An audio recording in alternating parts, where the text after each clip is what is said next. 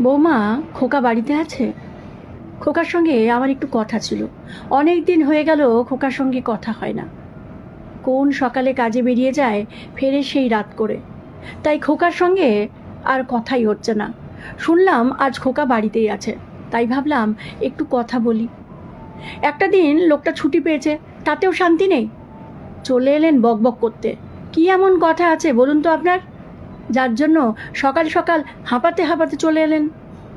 তেমন কিছু না বৌমা, আমার পুরনো চশমাটা দিয়ে আমি ঠিকঠাক দেখতে পাচ্ছি না।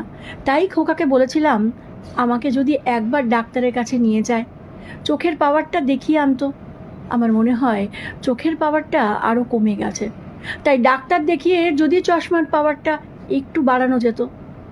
আমি তো একা যেতে পারবো না, খোকার আজ ছুটি আছে, তাই যদি আমাকে একটু ডাক্তার দেখাতে নিয়ে যায়।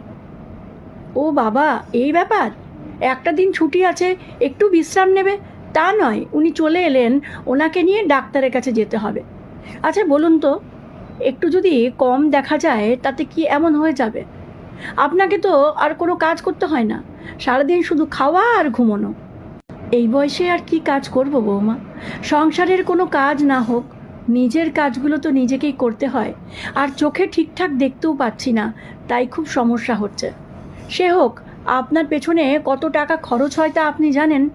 মাসে মাসে আপনার প্রেশারের ওষুধ, সুগারের ওষুধ, গ্যাসের ওষুধ, তারপর তো আবার খুঁটিনাটি লেগেই আছে। মাস গেলে কত টাকা খরচ হয় আপনার পেছনে, সেসব হিসেব একটু রাখুন। আপনার ছেলের পক্ষে তো আর সামাল দেওয়া যাচ্ছে না।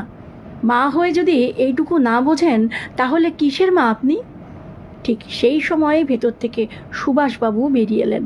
কি হয়েছে মা? আমাকে একটু ডাক্তারের কাছে নিয়ে যাবি খোকা? চোখে আমি কিচ্ছু দেখতে পাচ্ছি না। ডাক্তারকে বলে যদি চশমার পাওয়ারটা বাড়ানো যেত। আচ্ছা ঠিক আছে, আমি দেখছি। ঠিক সেই সময় সুভাষবাবুর স্ত্রী বলে উঠলেন, না না, তোমাকে যেতে হবে না। এমনি এমনি এত টাকা খরচ করে কি লাভ হবে বলো তো? মায়ের একটু কম দেখা গেলে কোনো ক্ষতি হবে না। সুভাষবাবু এবার বলে উঠলেন, তুমি এবার চুপ করো, একটা কথাও বলবে না তুমি। আমি ঘরের মধ্যে কাজ করতে করতে তোমার এবং মায়ের মধ্যে যে কথাবার্তা হচ্ছিল তা আমি শুনেছি। মায়ের জন্য খরচ করলে সেই টাকাটা বেশি খরচ বলে মনে হচ্ছে তোমার? তুমি যে এই সপ্তাহে 3,000 টাকা নিয়ে একটা শাড়ি কিনে নিয়ে এলে, সেবেলা তোমাকে কিছু বলেছি? বলিনি তো। তাহলে তুমি মাকে এই ধরনের কথা বলছো কোন সাহসে? মনে রেখো, তুমি যে বাড়িটায় থাকো সেই বাড়িটা মায়ের। প্রত্যেক মাসে যদি ভাড়া দিতে হয়, কত টাকা করে দিতে হবে সেই হিসেব রেখেছো? আর তুমি যার বিশ্রামের জন্য এত মাথা ব্যথা দেখাচ্ছ, সেই মানুষ